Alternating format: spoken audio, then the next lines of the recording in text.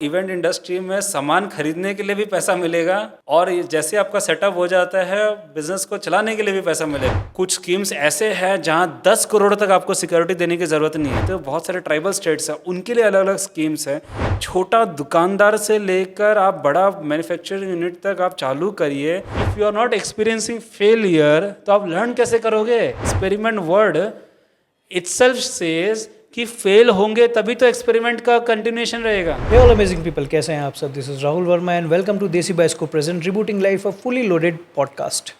सो sir, अब तक का जो कन्वर्सेशन था बहुत सारी चीज़ें पता चली, लोन्स के बारे में पता चला, लोन्स कैसे मिलना चाहिए वो पता चला, कौन कौन सी स्कीम्स हैं वो सब पता चला। लेकिन कई बार क्या होता है, क्या कोई एक बिजनेसमैन सपोज कि ऑलरेडी रनिंग बिजनेस है लेकिन उसको अपने बिजनेस को एक्सपेंड करने के लिए, बिजनेस के एक्सपेंशन के लिए क्या लोन मिल सकता है और कौन सी ऐसी मिस्टेक्स होती है जो एक एक्सपेंशन के टाइम पे बिजनेसमैन कर देता है? देखिए, एक्सपेंशन के लिए तो जैसे कि मैंने आपको पहले ही बताया, सभी लोन्स मिल सकते हैं। स्पेशली मुद्रा, छोटे लोन्स, CGTMSE, है ना, तो ये सब आपको एक्सपेंशन के लिए लोन्स मिलते हैं। बट मिस्टेक्स क्या वो करते हैं? रॉन्ग कैश फ्लो मैनेजमेंट, गलत हायरिंग गलत कर लिए हैं, स्टाफ्स रिक्रूटमेंट जो रहते हैं वो सही नहीं रहते हैं एक्सपेंशन में, तो फिर वो बैकफायर किया जाता है। फंड्स जो बोरो करते हैं वो गलत रेट ऑफ इंटरेस्ट में करते हैं। अब सपोज़ मैं आपको बोलूँगा कि कुछ स्कीम्स में आपको 9% 10% में ब्याज में आपको फंड्स मिल जाएंगे और आपने बोरो कर लिया 15% में। आपने 10 करोड़ भी बोरो किया तो आपका साल का कितना नुकसान हो गया? 50 lakh. 50 lakh is a very big amount, है ना। तो ये सब चीज़ मिस्टेक्स रहते हैं और फिर हम सोचते हैं और फिर हम कोसते हैं कि हमने कोई गलत डिसीजन लिया। गलत हम एक्चुअली डिसीजन नहीं लेते हैं, गलत हम अवेयरनेस के वजह से कुछ गलत कंसेप्ट में चले जाते हैं, स्कीम से चले जाते हैं, जो सबसे बड़ी मिस्टेक्स रहती है। तो आई फील रॉन्ग हायरिंग जो रहती है, staff recruitment is very important. Cash flow management जो मैंने आपको पहले भी बताया कि मैं जो ब्याज चुकाऊंगा वो रिपेमेंट कैपेसिटी है या नहीं, या फिर आने वाले टाइम में जो काम करूंगा उससे उतने प्रॉफिट्स आएंगे नहीं आएंगे। एंड सही फाइनेंशियल फंड प्लानिंग, सही रेट ऑफ इंटरेस्ट में बोरो करना एट सही MSME स्कीम्स। ग्रेट। तो एक चीज़ मेरे को बताइए कि ये जो स्कीम्स हैं और जो बैंक्स जो लोन्स दे रही हैं, क्या सबका रेट ऑफ इंटरेस्ट एक ही रहता है या अलग अलग रहता है? अलग अलग रहता है, हाउ मतलब? Person to person. अब आपका सिबिल स्कोर क्या है डिपेंड करेगा। सपोज आपका सिबिल स्कोर है 750 तो आपको अलग रेट ऑफ इंटरेस्ट रहेगा। किसी का सिबिल स्कोर है 810, उनको अलग रेट ऑफ इंटरेस्ट रहेगा। सेकेंडली, आपका पास्ट एक्सपीरियंस क्या है, क्या आप पहले काम कर चुके हो तो आपके लिए अलग रहेगा, आप नया काम फर्स्ट टाइम कर रहे हो तो अलग रहेगा।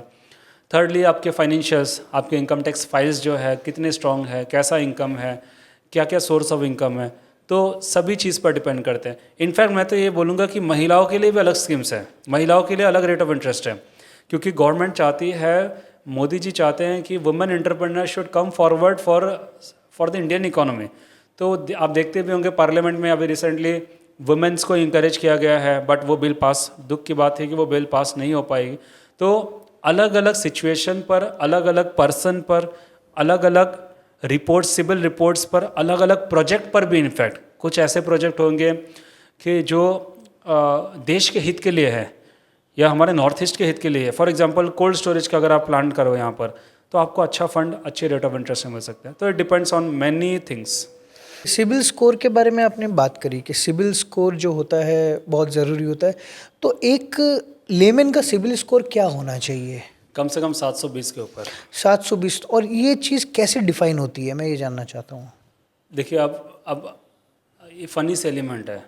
अब आपने कभी अगर ज़िंदगी में कोई लोन नहीं लिया तो आपका सिबिल स्कोर कम रहेगा। अब आप सोचोगे मैंने क्या पाप किया, मैंने लोन नहीं लिया तो ये क्या बात है। But civil works like this only. CIBIL का मतलब हो गया कि प्रायर आपने कोई फाइनेंशियल ऑब्लिगेशन लिया है तो आप उसको जो चुका रहे हो वो अगर सही तरीके से चुका रहे हो, और आपके बिजनेस में अगर आप कुछ फाइनेंशियल ट्रांजेक्शन कर रहे हो, फॉर एग्जांपल आपका चेक्स है, चेक आपका बाउंस नहीं हो रहा है, रिटर्न नहीं हो रहा है, EMIs आप टाइमली पे कर रहे हो, कुछ आपके ऑटो पेमेंट्स है तो वो आप टाइमली पे कर रहे हो, तो सिबिल आपका स्कोर बढ़ते रहता है, ऑटोमेटिकली बढ़ते रहता है। अगर आप ज़िंदगी में कुछ भी आपके कोई बाउंस वगैरह सब नहीं हो तो सिबिल हमेशा हाई रहेंगे।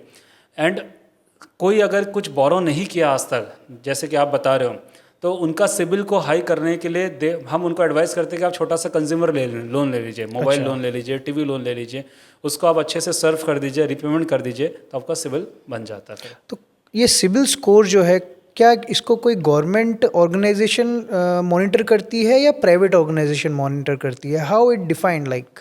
नहीं, it's a institution, civil is a institution जो मॉनिटर करती है पूरा, और वो आपकी क्रेडिबिलिटी, आपके हैबिट्स को चेक करती है, और हैबिट्स को चेक करके आपका वो पैरामीटर्स रहते हैं, उनका टेक्निकल पैरामीटर्स रहते हैं, उसके बेसिस में वो अपना सिविल स्कोर्स को वो करते हैं। ग्रेट। आपने अभी थोड़े टाइम पहले बिजनेस ऑटोमेशन वगैरह के बारे में बात करी। मैं नॉर्मली देखता हूँ आप सीए हो, तो नॉर्मली मैं देखता हूँ कि सीएस वगैरह के ऑफिस पूरा पेपर से भरे हुए रहते हैं, उन लोगों को टाइम नहीं मिलता है, मतलब जहाँ जाओ इधर पेपर उधर पेपर। लेकिन मैं आपके ऑफिस में जब गया तो मुझे ऐसा लगा कि बहुत ज़्यादा सिस्टमेटिक वे में आपने अपने ऑफिस को बना के रखा हुआ है, एक सिस्टम मेंटेन करके रखा हुआ है। तो उसका क्या राज है, मैं ये जानना चाहता हूँ। नहीं, राज तो देखिए, ज़िंदगी में कोई चीज़ राज नहीं होती है, मेहनत तो करनी पड़ती है। ऑटोमेशंस में मैं क्या है कि आज 2021-22 से मैं काफ़ी जब एआई आई थी तो तभी से मैं ये बॉट्स, जीपीटीज़ वगैरह मैं काफ़ी बना रहा हूँ, आपको भी मैंने दिखाया था। एंड हमेशा कोशिश करता हूँ, मन में ये सोच है कि हर चीज़ ऑटोमेट होनी चाहिए। अगर कोई चीज़ ऑटोमेट नहीं है तो मेरे सिस्टम्स में कमी है।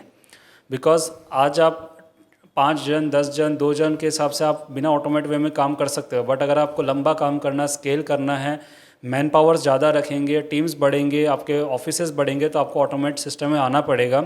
तभी आप क्या है कि आप कुछ बड़े डिसीजन मेकिंग काम में आप टाइम इन्वेस्ट कर पाओगे। तो काफ़ी मेहनत मैंने करी है, और कोशिश हमेशा करता हूँ ये एआईज़ को यूज़ करने का। बॉट्स मैंने काफ़ी बना के रखे हैं, जीपीटीज़ बना के रखे हुए हैं। इनफैक्ट अभी तो एआई कॉलिंग भी आ गई है। अब सपोज आपको अगर कोई इनकम टैक्स के डॉक्यूमेंट्स, इनकम टैक्स में कुछ क्वेरी है, तो आपको एआई कॉलिंग में आप उनको सवाल जवाब करें, वो आपको एआई कॉल में आपको सोल्यूशन दे देंगे। अच्छा।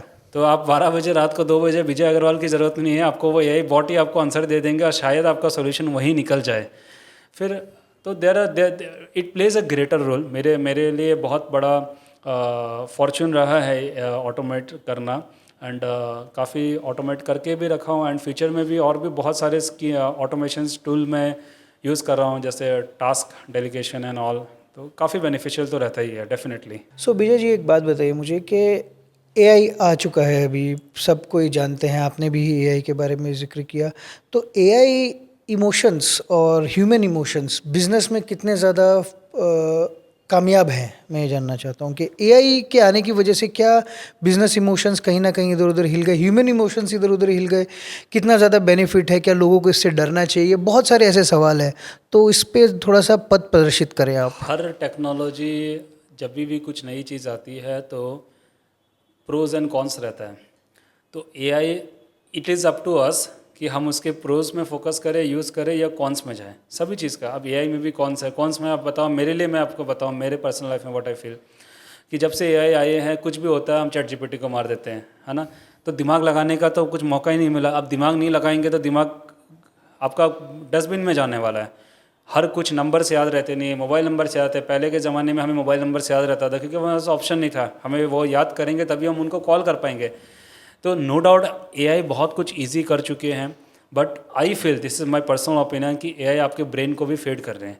आपका ओवर डिपेंडेंसी ऑन एआई, आप हर चीज़ आप चैट जीपीटी को पूछते हैं। आपके मोबाइल में कुछ दिक्कत हो गई तो आप चैट जीपीटी को डाल देते हो। आपको कुछ अगर मैसेज बनाना है तो आप चैट जीपीटी को डाल देते हो। हमारी क्रिएटिव वर्किंग, क्रिएटिव माइंड ख़त्म हो रही है। तो what I will say is that कि ह्यूमन इंटरफेरेंस और ह्यूमन ब्रेन को तो रखिए, एआई को टूल के हिसाब से यूज़ करिए, टूल के हिसाब से यूज़ करिए, ना कि इसको अपने पूरा जीवन समर्पण कर दें। कितने सारे मतलब केसेस हुए हैं, सुसाइड केस एक्सेट्रा एक्सेट्रा हुए हैं, जहाँ पर वो एआई के थ्रू ही कुछ करते, बात करते करते करते उनका कुछ अलग ही वहाँ तक पहुँच गए। तो टूल के हिसाब से यूज़ करें तो एआई करना ही पड़ेगा, और नहीं करोगे तो आप सर्वाइव नहीं कर पाओगे कंपटीशन में। तो you have to use it, but you have to keep the precautions also. Great, ये प्रिकॉशंस वाला पार्ट है, मतलब ये सेफ है, वी कैन यूज़ इट 100%। देखिए, सेफ तो कोई चीज़ भी नहीं है। जिस दिन से आपके आधार कार्ड है क्या राहुल जी? हाँ जी, है जी। आपने जब आधार कार्ड बनाया था आपका रेटिना स्कैन हुआ था क्या? हुआ तो था। तो जिस दिन आपका रेटिना स्कैन हो गया तो आपके सभी कुछ हमारे अंबानी जी के पास है, अंबानी जी के पास, जियो के पास में है सभी आधार कार्ड। अंबानी जी के पास। क्योंकि जब आप आधार बनाते हो, आपका अगर रेटिना स्कैन हो गया ना तो कुछ भी सेफ नहीं है। आप सोचते हो वो आपका मेंटल सेटिस्फेक्शन है कि मेरा वो मोबाइल बैंकिंग का पासवर्ड, नेट बैंकिंग का पासवर्ड, मेरा ये पासवर्ड वो मेरे पास है, वो आपके पास नहीं है, वो सब कुछ जा चुका है। रेटिना स्कैन अगर जा चुकी है तो ज़िंदगी के सब कुछ आपने दे चुके हैं, तो अब क्या चीज़ का डरना है, सब कुछ एक्सपोज्ड है। वो हमारी मिथ है कि हम सोचते हैं कि मेरी पासवर्ड मेरे पास है, कुछ नहीं आपके पास है। मैं बैठे बैठे आपके मोबाइल को हैक कर सकता हूँ और आपके मोबाइल को ऑपरेट कर सकता हूँ, आपको पता भी नहीं चलेगा। तो nothing is safe, but precautions लेते रहिए, काम करते रहिए। अगर नेगेटिव माइंडसेट रखेंगे कि हर चीज़ में डर रहेगा, वही वही पहले वाली चीज़ है कि फंड लेंगे तो इंटरेस्ट कैसे देंगे, वो डर अगर रहेगा तो कुछ नहीं होगा। ये मेंटल ब्लॉक को हटा दीजिए, मिथ को हटा दीजिए, पॉजिटिव रास्ते में चलिए, पॉजिटिव टूल्स को यूज़ करिए, रिजल्ट स्ट्रांग आएगा बस।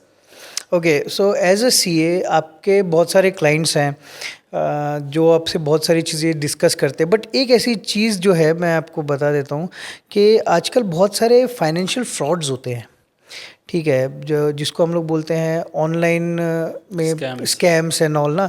तो इन सब के बारे में थोड़ा सा अपना, अगर आपको इस तरीके का कोई केस मिला हो या इन सब चीज़ों से कैसे बचें, थोड़ा सा ये अगर बताएं बहुत तो। सारे केसेस मिले, बहुत सारे केसेस मिले हैं। हाल ही में अभी रिसेंटली व्हाट्सएप में, अब एज अ सीए हमें सीए ओरिएंटेड मैसेज आते हैं कि प्लीज़ प्रोवाइड योर डॉक्यूमेंट्स, हम ऐसे ऐसे हैं, ऐसे ऐसे हैं। तो मुझे ऐसा लगता है ये तो मेरा क्लाइंट है ही नहीं, ये मेरे से डॉक्यूमेंट्स मांग रहा है, या वो कुछ ऐसा एसबीआई से मैसेज आ रहा है। तो हाल ही में ये मेलवेयर, ये सब प्रैक्टिसेस काफ़ी चल रहे हैं। फिर सेकंड टाइप ऑफ प्रैक्टिस मैंने बहुत देखी है, क्लाइंट्स को देखे, एडुकेटेड क्लाइंट्स को देखे हैं, इनफैक्ट मेरे ऊपर भी यूज़ किया गया है। वो कॉल करते हैं, आपको बताते हैं ऐसा है वैसा है ऐसा है, और वो कॉल के थ्रू ही आपके मोबाइल में एंटर किए हुए रहते हैं, है ना, और वो कुछ ओटीपी भेज देते हैं, और क्योंकि वो आपके मोबाइल में एंटर किए हुए रहते हैं ओटीपी ले लेते हैं और आपका फ़ंड ख़त्म हो चुका होता है। तो अब आपका ये इम्पॉर्टेंट यहाँ पर होता है रोल कि आपके पास जब कॉल्स आते हैं तो आप उसको एंटरटेन मत करिए until unless you are sure कि जो आपसे बात कर रहा है वो सही सोर्स से बात कर रहा है या सही पर्पस से बात कर रहा है। एवे टाइम पास करने वाला ज़माना गया है कि कोई फ़ोन कर रहा है, हाँ चलो वो भी पूछ रहा है मैं भी जवाब दे रहा हूँ, वो मत करिए, वो बहुत बड़ा स्कैम है। वो आपको फील नहीं होगा कि वो 2 सवाल जवाब में, तीसरे सवाल जवाब में आपके वो अंदर में घुस जाएंगे, मोबाइल के अंदर में घुस जाएंगे और आपसे कुछ ऐसे डेटाज ले लेंगे जिसका आपका रिपरकशन ख़राब होगा।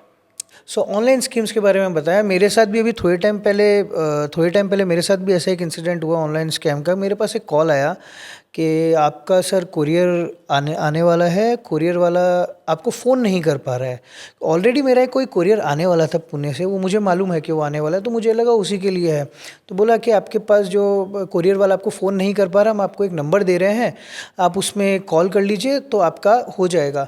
अब उसने बोला कि कुछ #212 दबा के फिर एक नंबर दिया, फिर हैश दबाना है वो नंबर, तो आपके पास कॉल आ जाएगा। मैंने कहा साला ऐसा तो कोई नंबर होता नहीं है। तो पर्टिकुलरली उसने जो नंबर दिया मैंने वो दबाया, उस पर कॉल नहीं लग रही है। मैंने फिर गूगल में सर्च किया, बोला हाँ ऐसा ऐसा कुछ होता है, कोई नंबर जनरेट होता है ये। तो मैंने दबा दिया, दबाते ही तो मेरी सारी कॉल फॉरवर्ड। मेरा दिमाग वमाग ख़राब, हाथों हाथ उसको मैंने जैसे तैसे डिसेबल किया और वो नंबर को ब्लॉक लिस्ट में डाला। तो मतलब ये इंसिडेंट बहुत ही ख़तरनाक हुआ है। उसको साइबर ट्रैप बोलते हैं, साइबर कुछ ऐसा नाम दिया जाता है। तो इससे जितना लोग बच के रहें उतना ही बढ़िया है।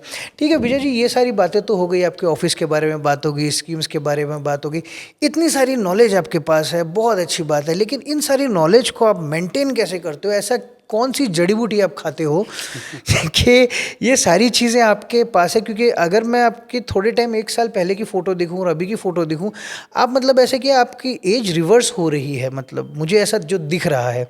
तो इसके बारे में कुछ बताइए कि क्या ऐसा चमत्कारी बूटी आपके हाथ में लगी है? नहीं, बूटी तो कुछ नहीं है, देखिए इसमें भी मेहनत करनी पड़ती है। हाँ ये बात सही है, 1 साल पहले और आज में फ़र्क है। 13 to 14 kgs I have reduced my weight also. और काफ़ी योगा वगैरह मैं करता हूँ। मैं, आपने तो स्टेटस में आप लाइक भी करते हो, देखते भी हैं। तो एवरी डे 1 घंटा 1.5 घंटा सुबह हेल्थ को ज़रूर टाइम देते हैं। And it is golden thing, health is wealth. और वो सही है, मतलब अगर आपका हेल्थ सही रहेगा तो आपका दिमाग शार्प चलेगा, दिमाग शार्प चलेगा तो डिसीजन मेकिंग सही रहेगी और वेल्थ ऑटोमेटिकली फ्लो होता है। तो एवरी डे मैं कुछ ना कुछ वर्कआउट वगैरह करता हूँ, चाहे वो रनिंग हो या योगा हो या फिर कुछ जिम हो। कोशिश करता हूँ कि 1 घंटे 1.5 घंटे उसको दें और फिर अपनी दिनचर्या को फिर उसके हिसाब से मैं चालू करता हूँ। मेडिटेशन में भी काफ़ी फोकस करता हूँ, कुछ प्राणायाम्स, डीप ब्रीदिंग एक्सरसाइज काफ़ी करता हूँ मैं। तो उससे क्या होता है कि आपको थॉट्स में आपके कंट्रोल रहते हैं। आप मतलब दिन भर में आपको ऐसा फील होता है कि आप कहीं पर भी कुछ हो तो आप हड़बड़ाहट में, या फिर आप ऐसा फील ना होता आपको कि कुछ गलत डिसीजन फटाक से लिया जाए। तो दिस थिंग्स मैं अपने लाइफ में कर रहा हूँ। सुबह बुक रीडिंग भी मैं करता हूँ, वो मेरी स्पेशल हॉबी है। एवरीडे मैं बुक पढ़ता हूँ। मतलब बुक पढ़ने से मेरे दिमाग चार्ज होता है। अगर मैं कहीं बैठा हूँ या कुछ दिमाग साइलेंट है या शट डाउन होकर रखा हुआ है, काम नहीं कर रहा है, तो फटाक से मैं कुछ भी बुक निकाल लेता हूँ। बुक निकाल कर मैं पढ़ता हूँ, पढ़ते ही मेरे क्रिएटिव माइंड्स चालू हो जाती हैं, क्रिएटिव आइडियाज़ चालू हो जाते हैं। तो this is also one great hobby जो मेरे अंदर में है और मैं इसको बखूबी निभाता भी हूँ। बुक से याद आया कि आपने थोड़े टाइम पहले एक बुक भी लिखी है, एमएसएमई लोन मास्टरी। ये बुक है मेरे पास। तो ये बुक आप ही ने लिखी है, एमएसएमई लोन मास्टरी। तो मुझे एक बात बताइए, एज अ ऑथर ये बुक लिखने का आइडिया आपके पास कहाँ से है, इसका मोटिवेशन आपको कहाँ मिला? और ये बुक मैंने जितनी भी पढ़ी है मुझे थोड़ा सा कुछ कुछ समझ में आया है। तो व्हाई दिस बुक? मैं ये इस किताब के बारे में थोड़ा जानना चाहता हूँ कि ये एमएसएमई लोन मास्टरी जो आपने बुक लिखी है, क्यों लिखी, किस लिए लिखी, कहाँ से आपको इसका आइडिया आया और क्यों? ये जो क्यों है ना, वाई, ये वाई इसलिए आई कि एमएसएमई अब मेरे ब्लड में घुस चुके हैं। मतलब मैं सोता भी हूँ एमएसएमईज़ के साथ में, एमएसएमईज़ की सोच के साथ में, उठता भी हूँ एमएसएमईज़ की सोच के साथ में। तो ये मेरी इतनी बड़ी पैशन है, आप मेरे को जितना जानते हो मैं बहुत पैशनेट हूँ। मतलब तो इतनी बड़ी पैशन है, तो मैं क्या 2-4 साल से कुछ ना कुछ इसके बारे में, स्कीम्स के बारे में लिख रहा था। ड्राफ्ट बनने के बाद मैं सोचा कि कुछ इसको आगे बढ़ाया जाए। फिर मेरे कुछ कलीग्स थे, कुछ मेंटर्स थे, उन्होंने बताया कि आप जब इतने एक्सपर्ट हो, आप इसमें इतने घुस चुके हो, इस टॉपिक में आपका इतना नॉलेज है, क्यों ना आप एक किताब लिखो। तो फिर मैं जब किताब लिखा तो मेरे को बहुत जनों ने फीडबैक दिया कि सर आप किताब बहुत टेक्निकल मत लिखिए। टेक्निकल तो बहुत सारी किताब है, सेक्शंस के साथ, चैप्टर्स के साथ में। वो किताब, टेक्निकल किताब सारे प्रोफेशनल्स, आप लोग या फिर बैंकर सभी पढ़ पाएंगे। आप आम जनता के हिसाब से सरल भाषा में लिखिए। तो मैंने एक छोटे बच्चे के स्टोरी बुक जैसा लिखा मैंने इस किताब में। छोटा छोटा एग्जाम्पल, 100 रुपये से लेके 1 लाख रुपये एग्जाम्पल दे के मैंने इसमें लिखी। और जब लिख रहा था मेरी एक ही सोच थी कि गाँव के रिमोट एरिया में भी अगर कोई पढ़े इसको, इनफैक्ट मैं इसके लोकल लैंग्वेज में भी पब्लिश करूँगा, एसामीज़ जो हमारे आसाम का लोकल लैंग्वेज है, और हिंदी में भी लेकर आऊँगा कि गांव के हर एंटरप्रेन्योर, छोटा एंटरप्रेन्योर, व्यापारी आदमी, लेमन आदमी जो इतना पढ़ने का शौकीन या उतना नहीं पढ़ पाए, वो भी थोड़ा सा पढ़ के उसे समझ में आ जाए और उसे उसकी सोच बन जाए या कॉन्फिडेंस आ जाए कि हमें भी फाइनेंशियल करंट से जाने की ज़रूरत नहीं है, हमारी बिज़नेस में जो दिक्कत है वो दिक्कत से जाने की ज़रूरत नहीं है। तो वो सोच मेरे को इस बुक में लिखने की लिख कर लाने में मेरे को माइंडसेट दिया। एंड फिर आई फेल्ट कि if I right a book तो वो रीच बढ़ेगी, तब वो इंडिया इंटरनेशनल लेवल में भी वो जाएगी, तो वो मेरी सोच पूरे वर्ल्ड में जाएगी। तो इसलिए मैंने बुक लिख दी, लिख के मैंने एक लॉन्च भी कर दिया फिर। ग्रेट ग्रेट, बहुत अच्छा लॉन्च हुआ था, उसकी वीडियोस वगैरह हमने देखे। उसमें आपका एक पर्सनलाइज सॉन्ग भी है, वो आज तक मिला नहीं मेरे को सॉन्ग इंटरनेट पे, but song was very good.